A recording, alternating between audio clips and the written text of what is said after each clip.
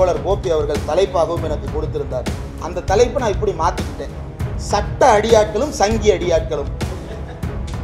இல்லையே, ரெண்டு வேற வேறையா அப்படின்னு நீங்கள் கேட்கலாம். ஆனால் ரெண்டு வேற வேறையா ஃபார்மில் இருக்குது, கண்டென்ட்டில் ஒன்றா தான் இருக்குது. சட்ட அடியாட்களும் சங்கி அடியாட்களும் ஃபார்ம் வேற, அது கோர்ட்டுன்ற ஃபார்மில் இயங்கும், இது டிஜிட்டல்ன்ற ஃபார்மில் இயங்கும். ஆனால் ரெண்டுக்குமான கான்டென்ட் ஒன்று தான். ரெண்டுமே ஒரு தரப்பினுடைய கருத்தை மதிக்காது.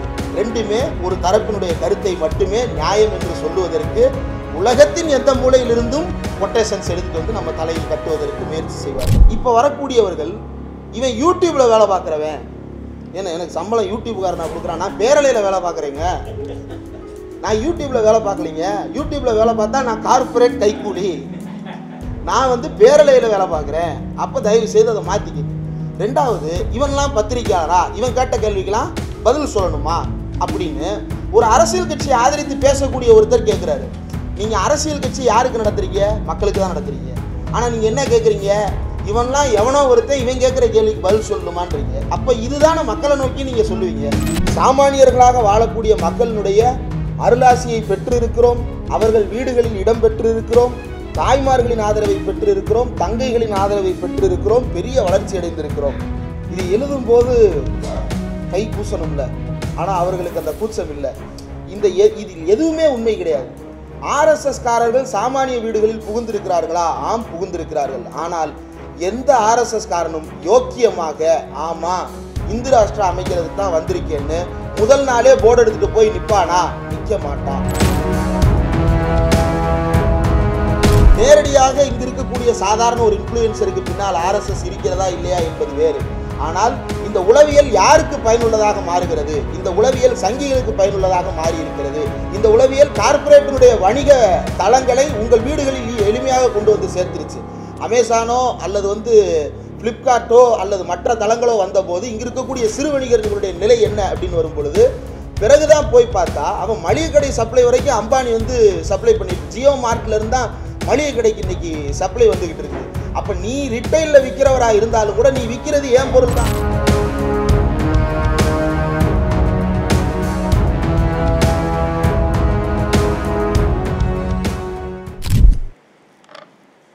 தோழர்கள் அனைவருக்கும் வணக்கம். தோழர் அழைக்கும் போது எந்த சார்பும் இல்லாமன்னொடனே சரி வேற யாரையோ கூப்பிட போறாங்க அப்படின்னு நான் நினைச்சிட்டேன். அதுக்கப்புறம் டிஎன்டிஜேயு பற்றி சொன்ன உடனே தான் ஐயோ என்ன இதையும் சொல்கிறாங்க, சார்பு இல்லாமலும் சொல்கிறாங்க அப்படின்ட்டு. தோழர் சொன்ன பார்வை சரிதான் பொதுமக்களுக்கு. ஆனால் உண்மையை சொல்ல வேண்டும் என்றால் நமக்கு தீவிரமான சார்பு நிலை இருக்கிறது. சங்கிகளுக்கு எதிராக சுயமரியாதை சார்பு நிலை இருக்கிறது. தொழிலாளர் உரிமைகளில் மார்க்சிய சார்பு நிலை இருக்கிறது. தலித் உரிமைகளில் அம்பேத்கரிய சார்பு நிலை இருக்கிறது.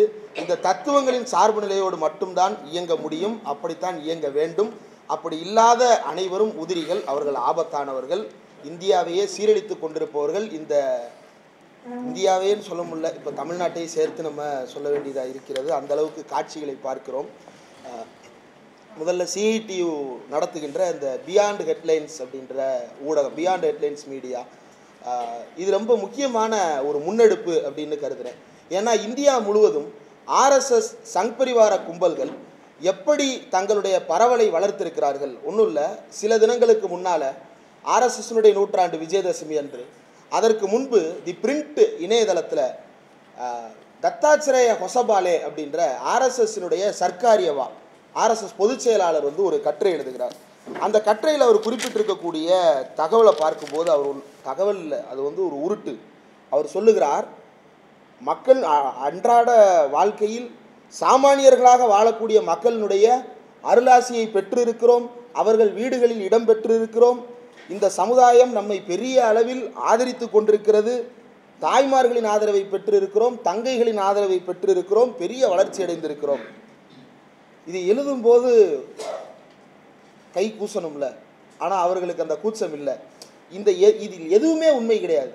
ஆர்எஸ்எஸ் காரர்கள் சாமானிய வீடுகளில் புகுந்திருக்கிறார்களா? ஆம், புகுந்திருக்கிறார்கள். ஆனால் எந்த ஆர்எஸ்எஸ் காரனும் யோக்கியமாக ஆமா இந்து ராஷ்டிரம் அமைக்கிறதுக்கு தான் வந்திருக்கேன்னு முதல் நாளே போர்டு எடுத்துகிட்டு போய் நிற்பானா? நிற்க மாட்டான். சாகாவுக்கு சின்ன குழந்தைங்கள கூப்பிட்றான். என்ன சொல்லி கூப்பிட்றான்?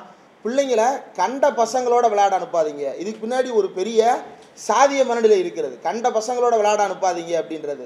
ஏன்டா அந்த தெருவிலலாம் போய் விளாட்றேன்னு வீட்டில் கேட்குற அந்த வசைக்கு பின்னால் சின்ன வயசில் தோணும் போது என்ன தோணிருக்கும், அந்த பசங்க தப்பாக நடந்துப்பாங்க போல், அதனால் போவேனான்னு சொல்கிறாங்க போலன்ற ஒரு நினைப்பு வரலாம். ஆனால் உண்மை என்ன அப்படின்னா, அவங்க வேறு சாதிக்காரங்க, நீ அந்த சாதிக்காரங்களோட போய் ஏன் விளாட்றன்றது தான் வீட்டுக்குள்ளே இருக்கக்கூடிய உளவியல். ஆர்எஸ்எஸ்காரர்கள் இந்த உளவியலோடு தான் வீட்டுக்குள்ளேயும் வர்றான். உங்கள் பிள்ளைகளை கண்ட இடத்துக்கு அனுப்புறதுக்கு பதிலாக நம்மக்கிட்ட அனுப்புங்க, தற்காப்பு கலை சொல்லித்தரோம். எது காலுக்கடியில் கம்பை விட்டு கடாவுறதா தற்காப்பு கலை? இப்படி ஒரு பயங்கரமான தற்காப்பு கலை உலகத்தில் வேறு எந்த மூலையிலும் பார்க்க முடியாது. ஆனால் ஏன் இதை செய்ய வைக்கிறான்? யோகா பண்ணுறான், ஏன் அதை செய்ய வைக்கிறான்? இப்படி பல்வேறு காரியங்களை செய்கிறான். மக்கள் இந்த புறச்சூழலை மறந்து வேறு ஒன்றை உணர்ந்து அவன் ஒரு உதிரியாக்கப்பட வேண்டும். அதற்கு பிறகு அவன் வேறு ஒரு அணிக்குள் தள்ளப்படுவான், வெறியூட்டப்படுவான். அப்படியான ஒரு நிலை இது சமூக தளத்தில் மட்டும்தான், சமுதாயத்தில் மட்டும்தான், களத்தில் மட்டும்தான் நடைபெற்று கொண்டிருக்கிறதா என்றால் இல்லை. இது நேரடியாக இணையவெளியிலும் நடைபெற்று கொண்டிருக்கிறது.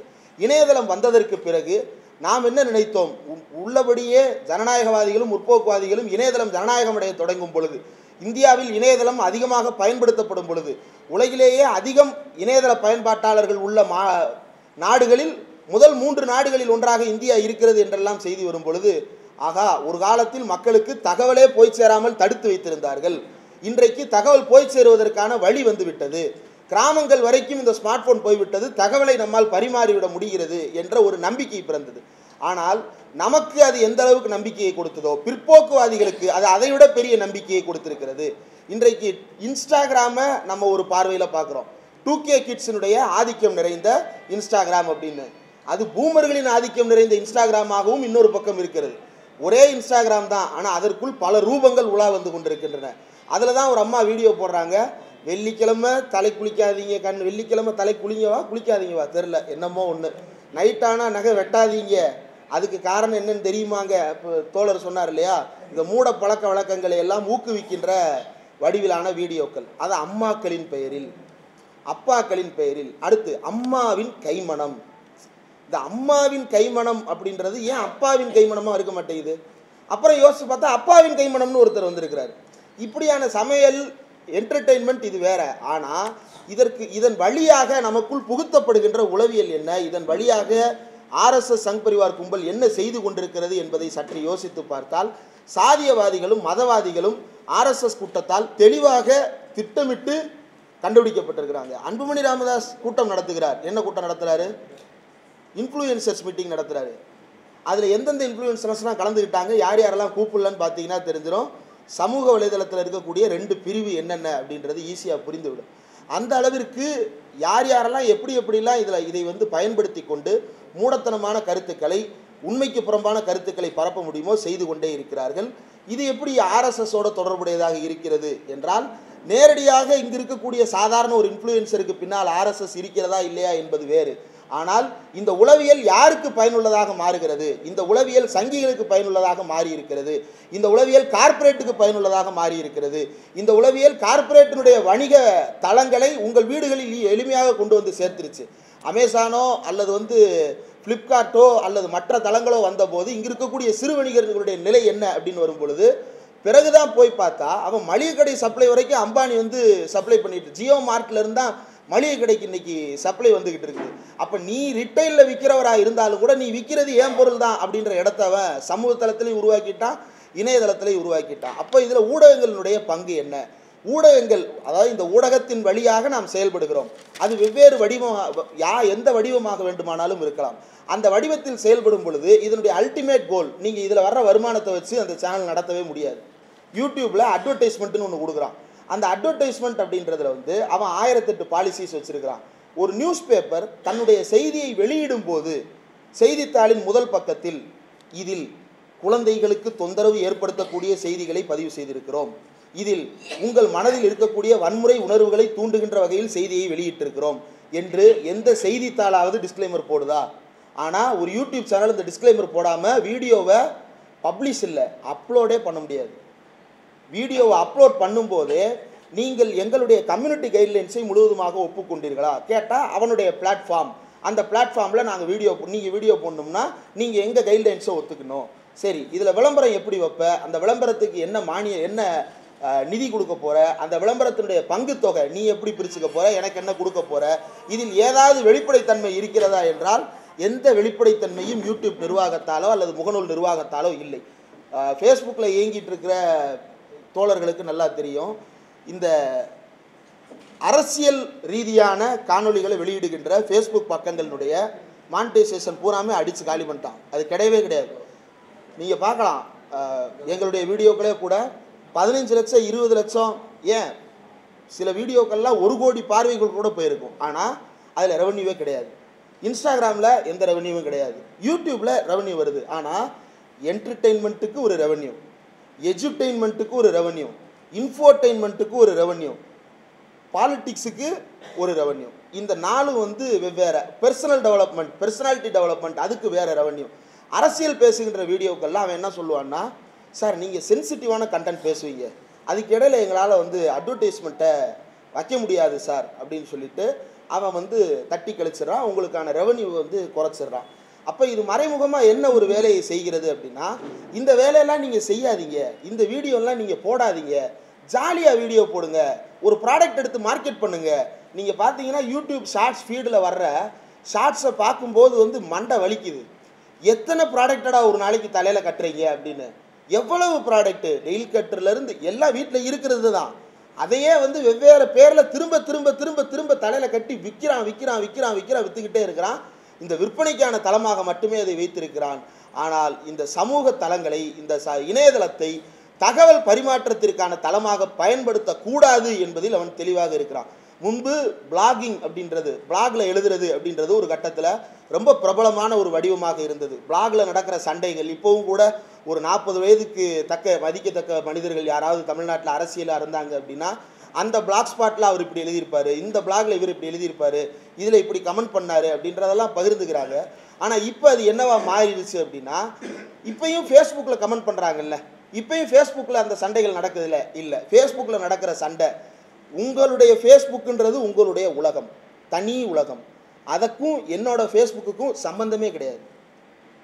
ஒரு 100 பேர் இருக்கீங்கன்னா அந்த 100 பேரில் 90% ஒத்த கருத்துடையவர்களுடைய ஃபேஸ்புக் ஒன்றா இருக்கும், மீதி பேருக்கு வேறு வேறு உலகமாக இருக்கும். இது எல்லாம் எதை நோக்கி நகர்த்தப்பட்டிருக்கிறது என்றால், உதிர்த்து விடுவது. இந்த தகவல்கள் திரண்டு விடக்கூடாது, இந்த தகவல்கள் கலெக்டிவாக மாறிடக்கூடாது, இந்த தகவல்கள் ஒரு கலெக்டிவ் ஒப்பீனியனாக பிரதிபலிச்சிடக்கூடாது அப்படின்றதுல அங்கே தான் ஹேஷ்டேகை போட்டு ட்ரெண்ட் பண்ணுறது, இப்படியான பல வழிமுறைகளின் மூலமாக நாம் சில விஷயங்களை கையாளுகிறோம். இதில் நமக்கு இருக்கக்கூடிய சவால்கள் என்ன, இதன் வழியாக நாம் கருத்துக்களை கொண்டு போய் சேர்ப்பதில் இருக்கக்கூடிய சிக்கல்கள் என்ன அப்படின்னு பார்க்கும் பொழுது 2 வகையான சிக்கல்கள். அதை தான் தோழர் கோபி அவர்கள் தலைப்பாகவும் எனக்கு கொடுத்திருந்தார். அந்த தலைப்பு நான் இப்படி மாற்றிக்கிட்டேன், சட்ட அடியாட்களும் சங்கி அடியாட்களும். இல்லையே 2 வேற வேறையா அப்படின்னு நீங்கள் கேட்கலாம். ஆனால் 2 வேற வேறையா ஃபார்மில் இருக்குது, கண்டென்ட்டில் ஒன்றா தான் இருக்குது. சட்ட அடியாட்களும் சங்கி அடியாட்களும் ஃபார்ம் வேறு, அது கோர்ட்டுன்ற ஃபார்மில் இயங்கும், இது டிஜிட்டல்ன்ற ஃபார்மில் இயங்கும். ஆனால் 2க்குமான கான்டென்ட் ஒன்று தான். 2மே ஒரு தரப்பினுடைய கருத்தை மதிக்காது, 2மே ஒரு தரப்பினுடைய கருத்தை மட்டுமே நியாயம் என்று சொல்லுவதற்கு உலகத்தின் எந்த மூலையிலிருந்தும் கொட்டேஷன்ஸ் எடுத்துகிட்டு நம்ம தலையில் கட்டுவதற்கு முயற்சி செய்வார்கள். அதில் என்ன நடக்குது அப்படின்னா, சமூக வலைதள சங்கி அடியாட்கள் இணையதளத்தில் நடத்துகிற தாக்குதலுக்கு முன்னாடி இந்த சட்டப்பூர்வமான வழிமுறைகளில் நாம் எப்படியெல்லாம் முடக்கப்படுறோம் அப்படின்றதுக்கு ஒரு வழக்கு ஒன்று உதாரணம் சொல்கிறேன். நம்ம இந்த யூடியூப்பில் சேனல் நடத்துகிறோம் அப்படிங்கும் பொழுது 3 வகையான சட்டங்கள் நம் மீது பொருந்தி வருகிறது. இதன் அடிப்படையில் தான் நம்ம மீது எந்த நடவடிக்கையாக இருந்தாலும் எடுக்க முடியும். அதை தாண்டி வழக்கமாக இருக்கக்கூடிய பிஎன்எஸ் வழியாக நடவடிக்கைகள் இருக்குது. பிஎன்எஸ்எஸ் அப்படின்ற இந்திய குடிமக்களுக்கு பொதுவாக பொருந்துகின்ற சட்டங்களை தவிர்த்து டிஜிட்டல் மீடியாவுக்கு எக்ஸ்க்ளூசிவாக இருக்கக்கூடிய கண்டென்ட்ஸ் என்னென்ன சட்டம் இருக்குன்னா, ஒன்று இன்ஃபர்மேஷன் டெக்னாலஜி ஆக்ட் 2000ஆம் ஆண்டு உருவாக்கப்பட்ட இன்ஃபர்மேஷன் டெக்னாலஜி ஆக்ட். அடுத்து இன்டர்மீடியரி கைட்லைன்ஸ் அப்படின்னு ஒன்று வகுக்கப்பட்டிருக்கிறது. அடுத்து பிளாக்கிங் ரெகுலேஷன்ஸ் அப்படின்னு வகுக்கப்பட்டிருக்கிறது. இந்த 3மே ஒன்றோடு ஒன்று சேர்ந்து செயல்படுவது. எல்லாமே ஐடி ஆக்டின் கீழே தான். இந்த ஐடி ஆக்டில் இன்டர்மீடியரின்னு ஒரு பேரா வருது. அந்த இன்டர்மீடியரி யாருன்றத இன்டர்மீடியரி கைட்லைன்ஸு. இந்த இன்டர்மீடியரியவோ அல்லது இந்த இன்டர்மீடியரி மூலமாக கருத்து சொல்கிற ஒருத்தரையோ எப்படி தடை செய்வது அப்படின்றத பிளாக்கிங் ரெகுலேஷன்ஸ் மூலமாக ரெகுலேட் பண்ணுறான். 2015 உச்சநீதிமன்றத்தில் ஒரு வழக்கு, ஸ்ரேயா சிங்கால் வெர்சஸ் யூனியன் ஆஃப் இந்தியா அப்படின்ற ஒரு ரொம்ப முக்கியமான டிஜிட்டல் ஊடகங்கள் தொடர்பான ஒரு முக்கியமான வழக்கு. அந்த வழக்கில் வந்து வழக்குக்குள்ளே போகிறதுக்கு முன்னாடி அந்த வழக்கு என்ன கோரியது அப்படின்னா, section 66A of IT act, IT ஆக்டில் இருக்கக்கூடிய சட்டப்பிரிவு 66A. இந்த 66A என்ன செய்து அப்படின்னா, அந்த சட்டத்தை பயன்படுத்தி ஒரு டிஜிட்டல் ரீதியாக ஒரு கருத்தை வெளியிட்ட யாராக இருந்தாலும் அவரை சிறைப்படுத்தி உள்ளே வைக்கலாம். 2015ஆம் ஆண்டில் மட்டும் இந்த 66A சட்டத்தை பயன்படுத்தி உத்தரப்பிரதேசத்தில் 2 நாளைக்கு ஒரு வழக்கு பதிவு செஞ்சுருக்கிறாங்க. வருஷம் முழுக்க 2 நாளைக்கு ஒரு வழக்கு பதிவு செய்து கொண்டே இருந்திருக்கிறாரு. அந்த அளவுக்கு அந்த சட்டத்தை வந்து எக்ஸ்டென்சிவாக பயன்படுத்தி இருக்கிறாங்க. இதை எதிர்த்து தான் அந்த வழக்கு உச்சநீதிமன்றத்துக்கு போகிறது. உச்சநீதிமன்றம் எதுக்கு இந்த வழக்கு வந்துச்சு, இந்த வழக்கு 2015 ஜட்ஜ்மெண்ட் வந்துச்சு. எப்போ போடப்பட்ட வழக்கு அப்படின்னா 2013 போடப்பட்ட வழக்கு. எதுக்காக 2013 போடப்பட்ட வழக்குன்னா, நவம்பர் 2012 மகாராஷ்டிராவில் பால் தாக்கரேவனுடைய மரணம். அதை ஒட்டி ஒரு பெரிய ஷட் டவுன் நடக்குது. பவர் கட்டு, இன்டர்நெட் கட்டு எல்லாம் ஷட் டவுன் பண்ணிட்டாங்க அப்படின்னு ஒரு லேடி ஃபேஸ்புக்கில் போஸ்ட் போடுறாங்க. அதை ஒருத்தர் லைக் பண்ணிட்டாரு. இதை எடுத்துக்கொண்டு அந்த பதிவு எழுதியவரையும் இதுக்கு லைக் போட்டவரையும் கைது செய்கிறது மகாராஷ்டிரா காவல்துறை. இதுதான் Shreya Singhal versus Union of India வழக்காக 2015 தீர்ப்பு வருகிறது. செல்லமேஸ்வர் மற்றும் நரிமன் ஆகியோர் அடங்கிய அமர்வு அந்த வழக்கை விசாரித்து 66A ஏன் ரத்து பண்ணுறோம் அப்படின்ற ஒரு கருத்தை பதிவு செய்கிறாங்க. அவங்க freedom of speech and expression, கருத்து மற்றும் பேச்சு சுதந்திரத்தில் 3 கூறுகள் இருக்கின்றன. ஒன்று விவாதம், இன்னொன்று அட்வொகசி அதை பரப்புதல், அடுத்தது இன்சைட்மெண்ட் நிகழ்த்துதல். 3 காம்போனன்ட்ஸ் இருக்கு, உள்ளுக்குள்ள 3 உட்கூறுகள் இருக்கு. இதில் டிஸ்கஷன் அப்படின்றதோ அட்வொகசி அப்படின்றதோ எப்போ தப்பாக மாறும் அப்படின்னா, அது பப்ளிக் ஆர்டரையோ ஸ்டேட்டையோ டிஸ்டர்ப் பண்ணுற வகையில் வயலன்ஸாக இன்சைட் ஆனாதான் பிரச்சனையே தவிர, அது டிஸ்கஷனாக இருக்கும்போதோ அதை ஒருத்தர் அட்வொகேட் பண்ணும்போதோ பிரச்சனை இல்லை என்பது அந்த வழக்கில் கொடுக்கப்பட்ட தீர்ப்பினுடைய சாரம். இதன் அடிப்படையில் தான் 66A ரத்து செய்யப்பட்டது. 66A ரத்து செய்யப்பட்டு விட்டது. அதற்கு பிறகு டிஜிட்டலில் இயங்குகின்ற ஊடகங்களுக்கோ கருத்து வெளியிடுபவர்களுக்கோ பேச்சுரிமைக்கோ இடம் வந்துவிட்டதா என்றால் இல்லை. அதற்கு பிறகும் 2020 வரை 1300க்கும் மேற்பட்ட வழக்குகள் 66A பயன்படுத்தியே பதிவு செய்யப்பட்டிருக்கின்றன. 5 வருஷம் ஆச்சு தடை செய்து. 2020 5 ஆண்டுகளும் அந்த வழக்கில் பதிவு செய்து கொண்டே இருந்திருக்கிறார்கள். அதற்கு பிறகு பல நீதிமன்றங்களுக்கும் இந்த ஜட்ஜ்மெண்ட் காப்பி அனுப்பப்பட்டு 66A தடுத்து நிறுத்தப்பட்டு விட்டது. 66A தடுத்து நிறுத்திட்டவன் 66A மட்டும்தான் அவனுக்கு இருக்கா காப்பாற்றிக்கிறதுக்கு? அவன் ரிசர்வேஷனுக்கு எதிராக, ரிசர்வேஷனை நாம் ஏன் கொண்டு வர்றோம்? சமத்துவம் கோரி கொண்டு வந்தோம்.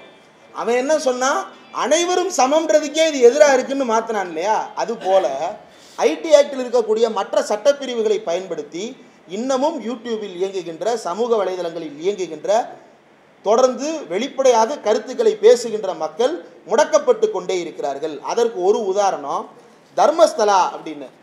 இது எப்படி சட்டப்பூர்வமான வழிமுறைகளும் ஆன்லைனில் நடக்கக்கூடிய அப்யூசிவ் வழிமுறைகளும் ஒன்றோடு ஒன்று பொருத்தி போவதா இருக்குது அப்படின்றத புரிஞ்சுக்கிறதுக்காக இவங்க கேட்குற மாதிரி கேட்பாங்களாம், அவங்க தாக்குற மாதிரி தாக்குவாங்களாம், அவங்க சொல்கிற மாதிரி சொல்லுவாங்களாம், இவங்க செய்கிற மாதிரி செய்வாங்களான்ற மாதிரி இவங்களுக்குள்ள ஒரு ஒற்றுமை இருக்கிறது. ஒரு வைஸ்வர்சா அல்லது நீ போடு நான் பிடிக்கிறேன், நான் போடு நீ பிடிக்கிறேன்ற கிவ் அண்ட் டேக் பாலிசியை ஃபாலோ பண்ணிட்டு இருக்கிறாங்க.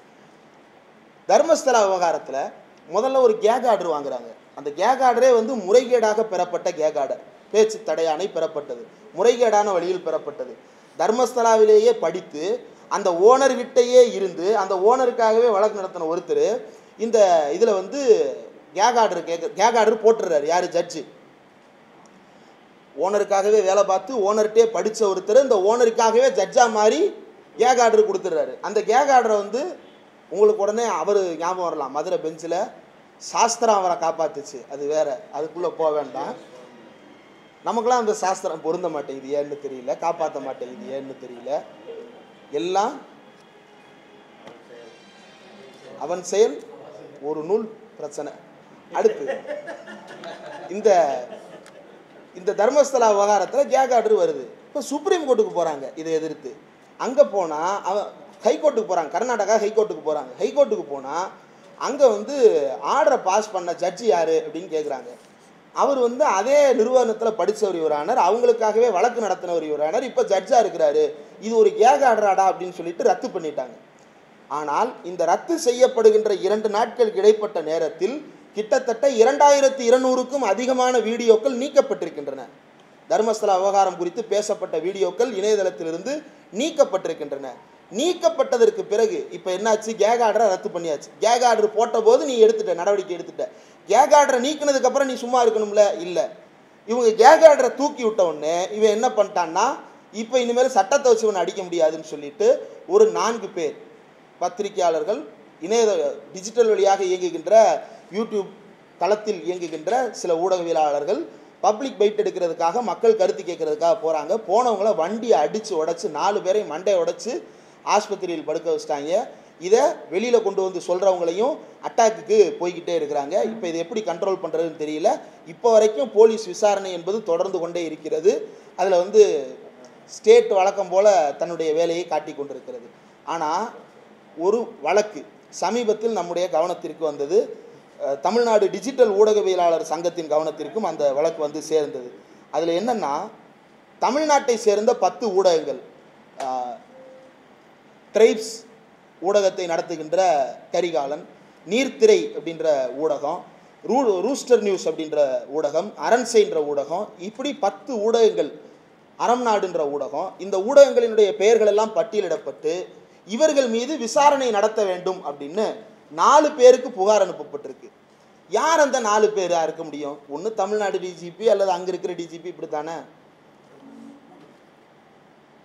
Income tax commissioner, enforcement director, special investigation டீமினுடைய சீஃப், அதுபோக கர்நாடகா போலீஸ், இந்த 4 பேருக்கு புகார் அனுப்பப்பட்டிருக்கு. அவன் என்ன சொல்கிறான், தர்மஸ்தலா குறித்து வீடியோ வெளியிட்டவர்கள் எல்லோரும் தீவிரவாத செயல்களில் ஈடுபட வாய்ப்பு இருக்கிறது. இவர்கள் அந்நிய நாட்டிடமிருந்து முறைகேடான வழிகளில் பணத்தை பெற்று இந்தியாவில் இருக்கக்கூடிய ஒரு நிறுவனத்தின் மீது குற்றம் சுமத்துகிறார்கள், போலியான தகவல்களை வெளியிடுகிறார்கள். இதுக்கு பேர் நரேட்டிவ் டெரரிசம் அவன் காயின் பண்ணுறான். சைபர் டெரரிசம் அண்டு நரேட்டிவ் டெரரிசம் அப்படின்னு அவன் காயின் பண்ணுறான். அதாவது நம்முடைய கருத்துக்களை வெளியிடுவதே தீவிரவாதமாக மாற்றப்பட்டிருக்கிறது. இதன் பேரில் புகார் கொடுக்கப்பட்டிருக்கிறது. சித்தராமையா இருக்கும்போது அந்த வழக்கு புகார் வந்து வழக்காக மாறுகிறதா என்று தெரியல. ஆனால் அந்த புகார் பத்திரமாக பாதுகாக்கப்படும். யாரால? கர்நாடகா ஸ்டேட்டால். அதற்கு பிறகு ஆட்சி மாறினால் இதே வழக்கு மீண்டும் பாய்வதற்கு எல்லா சாத்தியக்கூறுகளும் திறந்திருக்கிறது. அப்போ தர்மஸ்தலாவில் இப்படி ஒரு மிரட்டல், இந்த மிரட்டல் இங்கு நடந்து கொண்டிருக்கிறது. அவன் யாரை கூப்பிடுறான் துணைக்கு? Enforcement prevention of money laundering ஆக்டின் கீழே நடவடிக்கை எடுக்க சொல்கிறான். யூடியூப்பில் வீடியோ போட்டதுக்கு ஒரு 10 நாள் அந்த சேனலை அவன் கையில் கொடுத்து, நீ நடத்தி முடிஞ்சா இதில் வர்ற காசில் சாப்பிட்டு பாடுறான்னு உட்கார வைக்கும். Prevention of money laundering act, prevention of cyber terrorism act, IT act, எல்லா சட்டங்களையும். இதில் ஹைலைட் என்னென்னா, இந்த புகார் கொடுத்த நபருக்கு தர்மஸ்தலா காட்டுக்குள்ளே சுற்றிட்டு இருந்தவர் போல் வெளியே வரல. அதனால் அவருக்கு வந்து ஐபிசியை பிஎன்எஸ்ஸாக மாற்றிட்டாங்கன்றது தெரியல. ஐபிசியின் கீழே நடவடிக்கை எடுக்க சொல்லி கோரி இருக்கிறாரு. அதன் கீழே நடவடிக்கை எடுக்க முடியாதுங்கய்யா, அந்த சட்டத்தை மாற்றிட்டாங்க, பிஎன்எஸ்ஸாக மாறிடுச்சு, புகாரை மாற்றி கொடுங்க, சட்டப்பூர்வமாக நம்முடைய தோழர்கள் எதிர்கொள்வாங்க. இப்போ இப்படி வந்து அட்டாக். நம்முடைய டெல்லியில் இருக்கக்கூடிய பத்திரிகையாளர் நிரஞ்சன், தமிழ்நாட்டில் இருக்கக்கூடிய எல்லோருக்கும் நன்கு அறிமுகமான பெயர், எந்த சூழலிலும் வந்து கட்சி சார்ந்த நிலைப்பாடுகளோடு அவர் வந்து பேசுவது கிடையாது. கருத்தாக அவருக்கு ஒரு சார்பு நிலை உள்ளே இருக்கலாம், ஆனால் அவருடைய செய்திகளில் கட்சியினுடைய சார்புகள் இருக்காது. வெளிப்படையாக இப்போ செந்தில் பாலாஜி வழக்கில் உள்ளது உள்ளபடி அவர் வெளிப்படையாக பேசக்கூடிய நபர். கோர்ட் வந்து செந்தில் பாலாஜி கடுமையான கேள்விகளை முன்வைத்ததா? ஆமாம், கடுமையான கேள்விகளை முன்வைத்தது அப்படின்னு வெளியில் பேசக்கூடிய நபர்.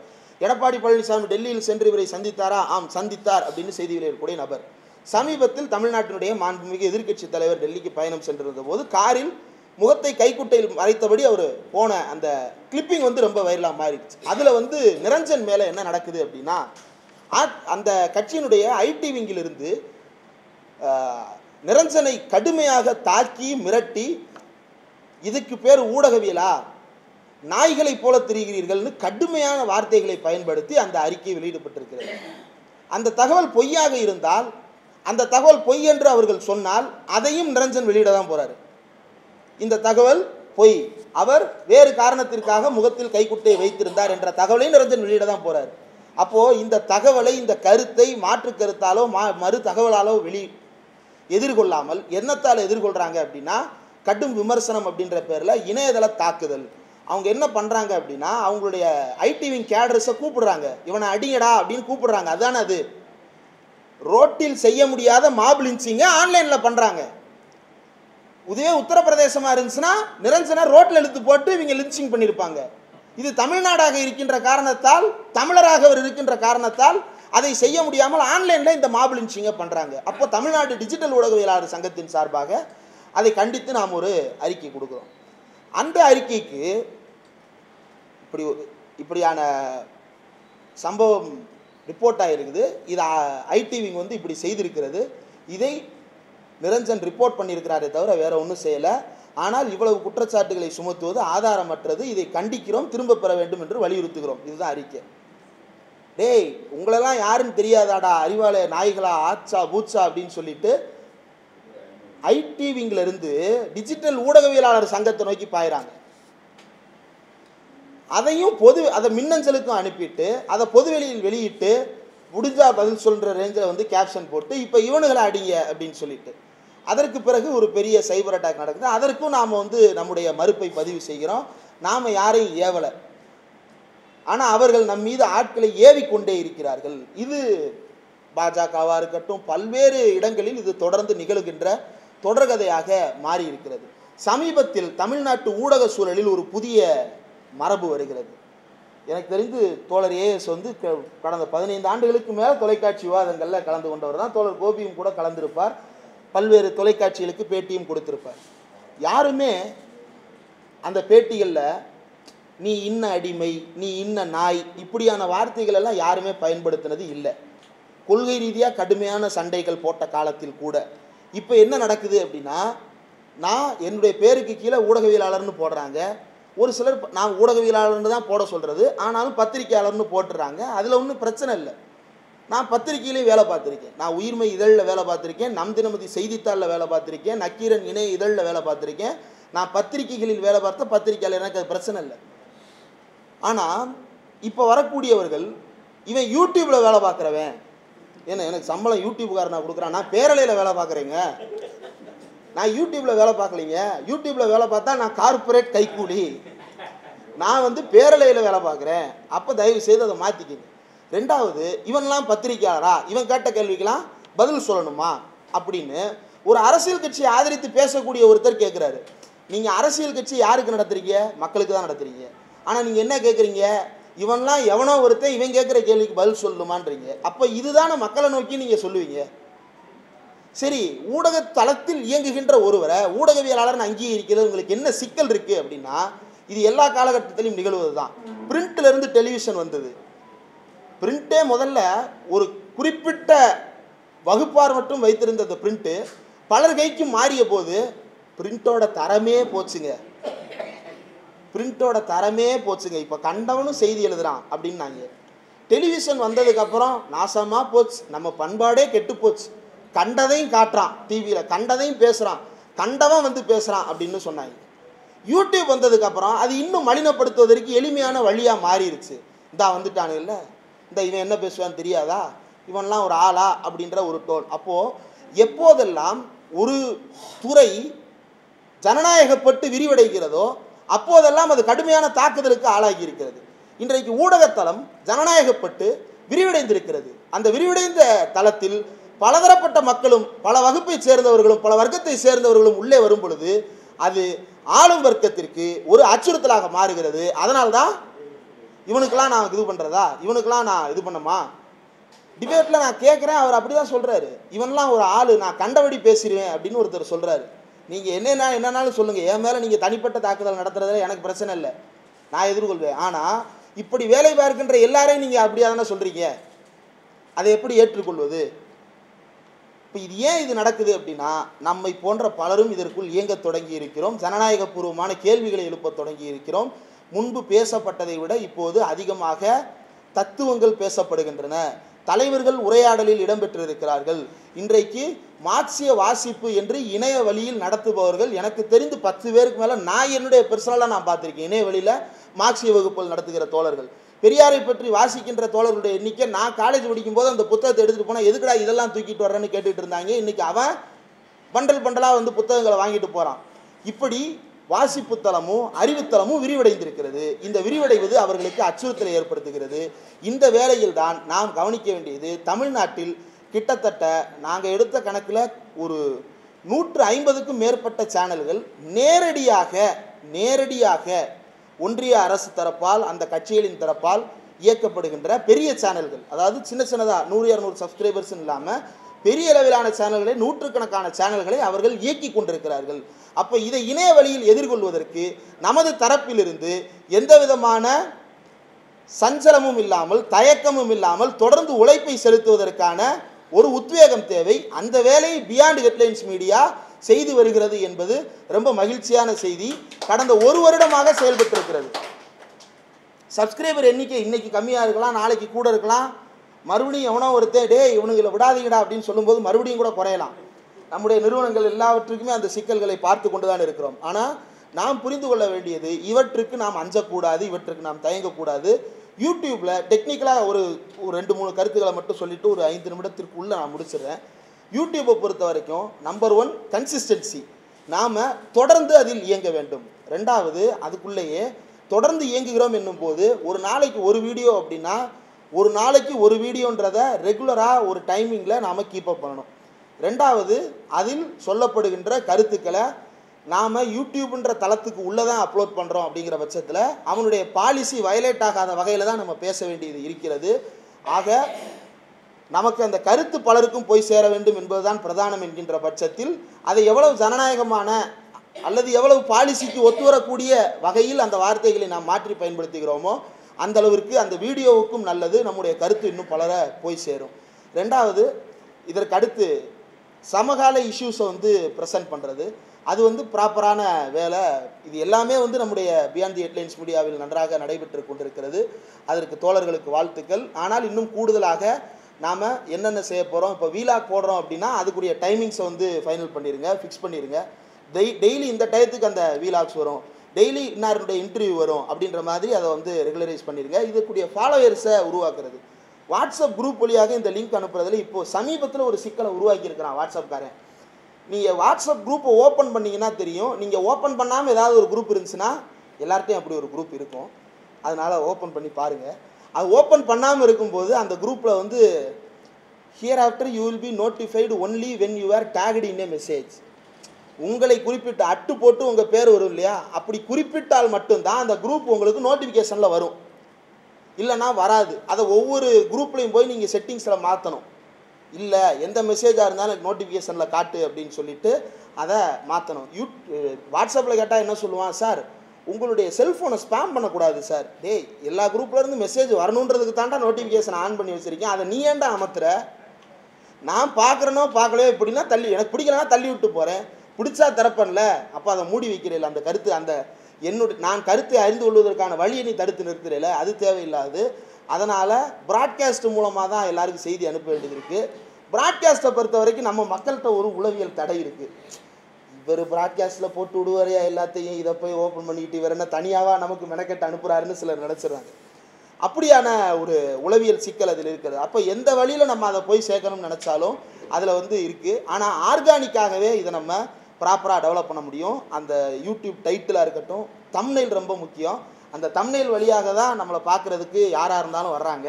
அதுதான் முகம், அதை தான் அமைப்பினுடைய பேர் மாதிரி. அமைப்புக்கு பேர் வைக்கிறது, முழக்கம் வைக்கிறது எவ்வளோ முக்கியமோ அந்த மாதிரி யூடியூப்புக்கு தம்ப்நெயில் வைக்கிறது. அந்த தம்ப்நெயில் வந்து எப்படி ப்ராப்பராக வைக்கணுன்றது, டைட்டில் எப்படி வைக்கிறோம், ஹேஷ்டேக் என்ன போடுறோம், கீழே டெஸ்கிரிப்ஷனுக்கு கீழே இன்னொரு டேக் பாக்ஸ் இருக்கும், அந்த டேக் பாக்ஸில் என்ன போடுறோம், இது எல்லாத்தையுமே ப்ராப்பராக. இன்னொன்று கொலாபரேட் பண்ணுங்கள் மற்ற சேனல்களோட. இது உங்களுடைய பார்வையோடு இருக்கக்கூடிய மற்ற சேனல்களோட கொலாபரேட் பண்ணும்போது இன்னும் அதிகமான பார்வையாளர்களை போய் சேர முடியும். ஒரு உதாரணத்துக்கு சொல்கிறேனே, இப்போ நாங்கள் பேரலையில் இருக்கிறோம், அரண்சையில் சில தோழர்கள் இருக்கிறாங்க, 2 பேருக்கும் ஒரு சில விஷயங்களில் ஒத்த கருத்து இருக்கும்போது நாங்கள் 2 பேரும் சேர்ந்து ஒரு வீடியோ பண்ணுவோம். அது ஒரு நாள் பேரலையில் வரும், இன்னொரு நாள் அரண்சையில் வரும். எங்கள் சேனலில் வர்றதை அவங்களுடைய கம்யூனிட்டி டேப் அப்படின்னு ஒன்று இருக்கும், அதில் போஸ்ட் பண்ணுவாங்க. அவங்க சேனலில் வர்றதை நம்முடைய கம்யூனிட்டி டேப்பில் போஸ்ட் பண்ணுவோம். இந்த கிராஸ் ப்ரொமோஷன் அப்படின்றது, கொலாபரேஷன்றது ரொம்ப பயன் கொடுக்கக்கூடியதாக இருக்கும். அதனால் அந்த வழிகளையும் ஃபாலோ பண்ணலாம். ஆனால் இது போல் இன்னும் நிறைய பேர் உருவாகணும். இதை தாண்டி இன்ஸ்டாகிராமில் மட்டுமே வீடியோ போடுறதுக்கு பல இளைஞர்கள் நமக்கு தேவைப்படுகிறார்கள். எங்களுக்கு பிரச்சனை இல்லை. நாங்கள் ஒரு மீடியா ஹவுஸு, ஒரு ரூமில் உட்காந்து செய்திகளை சேகரித்து அதை பேசி தொகுத்து போட்டுருவோம். நீங்கள் மக்களோட பணியாற்றுறீங்க. உங்களுக்கு இருக்கக்கூடிய சவால்கள் ரொம்ப எக்கச்சக்கமாக மாறி இருக்கிறது. என்னதான் நாம் பண்பட்ட, என்னதான் நாம் அறிவுள்ள, என்னதான் நாம் ஜனநாயகமான மண் ஆக இருந்தாலும் கூட அதற்குள் இருக்கக்கூடிய பிற்போக்குத்தனமான அம்சங்கள் நிறைய வெளிப்பட தொடங்குகின்றன. அதனால் மக்களோடு பணியாற்றக்கூடிய தோழர்களுக்கு இருக்கக்கூடிய சிக்கல்கள் இன்னும் அதிகரிக்க போகிறது. அதை டிஜிட்டல் வழியாகவும் எதிர்கொள்ள வேண்டிய தேவை இருக்கிறது. அதை நீங்கள் மட்டும் தனியாக ரோட்டில் நின்று எப்பா செந்தில்குமார், நீதிபதி செந்தில்குமாரை போட்டு இந்த தாக்குறியே, சந்திரசூடு தெரியுமான்னு ரோட்டில் நின்று கேட்டால் அவனுக்கு தெரியாது. அதை இன்ஸ்டாவில் ஒரு இன்ஃப்ளூயன்சர் வீடியோவை போட்டால் தான் அவன் போய் பார்க்குறான். அப்போ அப்படியான நவீன கருத்தியல் இன்ஃப்ளூயன்சர்களை நாம் அதிகம் உருவாக்க வேண்டும். அதற்கு நாம் வேலை செய்ய, எப்படி ஒரு கட்சியில் செய்தி தொடர்பாளருக்கு முந்தைய அதிகமாக உழைப்போம், அவங்கள உருவாக்குறதுக்கு உழைப்போமோ, அதுபோல் இன்றைக்கு இன்ஸ்டா அல்லது நவீன இணையதள கருத்தியல் இன்ஃப்ளூயன்சர்ஸ்களை உருவாக்க வேண்டிய தேவை இருக்கிறது. எல்லா கட்சிகள்லையுமே இன்னும் கொஞ்சம் சில ஆண்டுகளில் சமூக வலைதள பரப்புரையாளர்கள் அப்படின்னே ஒரு தனி பிரிவு உருவாகும் என்று நான் நம்புகிறேன். அப்படி ஒன்று உருவாக்கப்பட வேண்டியதற்கான தேவை இருக்கிறது. ஏன்னா சாம்சங் போராட்டம் வந்தபோது நாம் பார்த்தோம், கண்ணுக்கு முன்னால் நடக்கக்கூடியது இணையதளத்தில், நானும் அங்கே தான்டா இருக்கேன், நீ சொல்கிற மாதிரி வேற ஒன்று, நான் இங்கே ஒன்று நடக்குது, நீ ஒன்று சொல்கிறியே அப்படின்ற மாதிரி திடீர் பகீர் தகவல்கள் எல்லாம் ஆன்லைனில் வரும். எங்கேருந்தோ இல்லை, அவனும் அந்த முக்கில் நின்று தான் எழுதுவான், அந்த போராட்டம் நடக்கிற முக்கில் நின்று தான் எழுதுவான். அப்போ இதையெல்லாம் நம்ம எதிர்கொள்ள வேண்டியது இருக்கிறது. ஆனால் இதுவெல்லாம் ஒரு பொய் பரப்புறவே சைபர் டெரரிசத்துக்குள்ளே வர்றதில்லை, ஒரு பொய் பரப்புறவே நரேட்டிவ் டெரரிசத்துக்குள்ளே வர்றதில்லை. ஏன்டா ஷட் டவுன் பண்ணீங்கன்னு கேட்டால் அது நரேட்டிவ் டெரரிசம், ஏன்டா தர்மஸ்தலாவில் விசாரணை நடத்தலைன்னு கேட்டால் அது சைபர் டெரரிசம். இப்படி ஆளும் வர்க்கத்திற்கு எது பிடிக்கிறதோ அதுவெல்லாம் அவர்களுக்கு சாதகமானதாகவும் மற்றவெல்லாம் டெரரிசமாகவும் மாற்றப்பட்டு கொண்டிருக்கிறது. அந்த கேளா செவிகளை கேட்க வைக்க வேண்டியது நம்முடைய பொறுப்பு. அதுக்கு சத்தம் ஒன்று அதிகமாக தேவைப்படுகிறது. அந்த சத்தத்தை கொடுக்க வேண்டும் என்பதற்காக தான் சமீபத்தில் தமிழ்நாடு டிஜிட்டல் ஜேர்னலிஸ்ட் யூனியன் அப்படின்ற ஒரு அமைப்பை உருவாக்குவதற்கான முயற்சியில் இருக்கிறோம். டிஜிட்டல் ஊடகவியலாளர் அப்படின்னு ஒருத்தர் அங்கீகரிக்கிறதுல இந்தியாவில் இருக்கக்கூடிய பல மாநிலங்களுக்கும் தயக்கம் இருக்கிறது. இவங்களை டிஜிட்டல் ஊடகவியலாளர்னு சொல்லிட்டா அவங்களையும் சொல்லணுமே, அவங்கள சொல்லிட்டா இவங்களையும் சொல்லணுமே. அதையெல்லாம் தாண்டி நீங்கள் என்னவா கருதுறீங்க, இதற்கான பாதுகாப்பு என்ன, எந்த கருத்தாக இருந்தாலும் கருத்தை வெளியிடுவதற்கான ஜனநாயக உரிமை நமக்கு வேணும். அந்த உரிமைகளுக்காக போராடுவது, அங்கீகாரம் பெறுவது அப்படின்ற நோக்கத்தோடு செயல்பட்டு கொண்டிருக்கிறோம். தோழர் கூட கேட்டுகிட்டே இருந்தார், அது என்ன தோழர் ப்ரொசீஜர் அப்படின்னு. இப்போ தான் உறுப்பினர் சேர்க்கை விதிகள்லாம் முடிஞ்சு பைலா ப்ரிப்பேர் பண்ணிகிட்டு இருக்கோம். விரைவில் ரிஜிஸ்ட்ரேஷன் நடக்கும் தோழர். ஃபார்மலாக இன்னும் உறுப்பினர் சேர்க்கைகள் போடல, ஒருங்கிணைப்பு குழுவாக அதை செயல்படுத்திகிட்டு இருக்கிறோம். விரைவில் அது முடிந்ததற்கு பிறகு எல்லா ஊடகங்களும் சேர்ந்து அதை முன்னெடுப்போம். இந்த வாய்ப்பை வழங்கிய தோழர்களுக்கு நன்றி. அந்த எதிர்நீச்சல் புதிய சேனல் திறக்கப்படுகிறது. அந்த சேனலுக்கு